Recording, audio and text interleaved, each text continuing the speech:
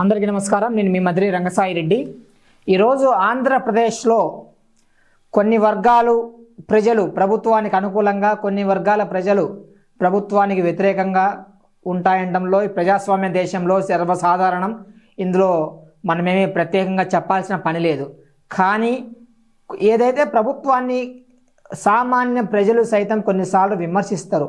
అది ఎందుకు కారణం అంటే ఈరోజు ప్రజాస్వామ్య ప్రభుత్వంలో ప్రశ్నించడం, విమర్శించడం అనేది ప్రత్యేకమైన గుణంగా మనం చెప్పుకోవచ్చు. ఇందులో ఆడబిడ్డ నిధి అని చెప్పేసి ఎన్నికలకు ముందు చంద్రబాబు నాయుడు గారు రాష్ట్ర వ్యాప్తంగా మహిళలకు హామీ అయితే ఇవ్వడం జరిగింది. కానీ ఆ పథకం ఇప్పటికి 11 నెలలు అయినప్పటికీ ఇప్పటికి కూడా కార్యాచరణలోకి రాలేదు, అమలుకు నోచుకోలేదు.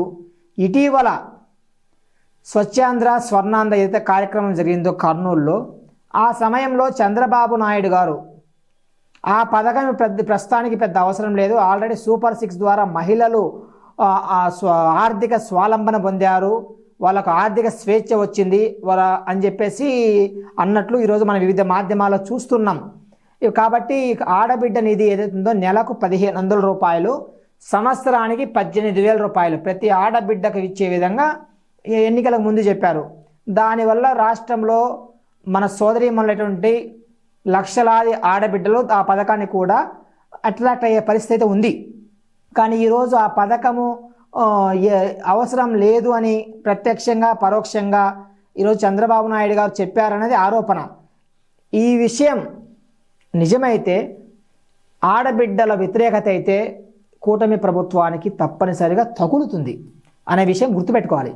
ఎందుకంటే ప్రతి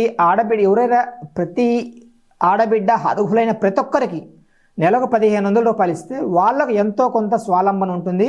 మిగతా పథకాలతో పాటు ఈ పథకం కూడా ఉంటే వాళ్ళు కూడా ఆర్థికంగా శక్తివంతులు అవుతారనేది మా ఉద్దేశం. కాబట్టి ఈరోజు కూటమి ప్రభుత్వం మరోసారి ఈ పథకం పైన ఆలోచించి సరైన నిర్ణయం అయితే తీసుకోవాలి. ఇప్పుడు 2029 లోపు మహిళలు ఆర్థికంగా బలోపేతం కాకపోతే P4 పథకం కింద తీసుకొస్తాం. సరే, P4 పథకం ఇవన్నీ ఏంటంటే మీరు మధ్యలో ఇప్పుడు ఎన్నికల తర్వాత ప్రజలకు మంచి చేయడం కోసం పెట్టిండ్రు, మంచిదే, ఇందులో ఎటువంటి డౌట్ లేదు. కానీ మీరు ఏదైతే హామీ ఇచ్చిండ్రో ఆ హామీని నిలబెట్టుకోవాలి. ఎన్నికల ముందు ఇచ్చిన హామీలు మీకు శిరోధార్యం అవ్వాలి.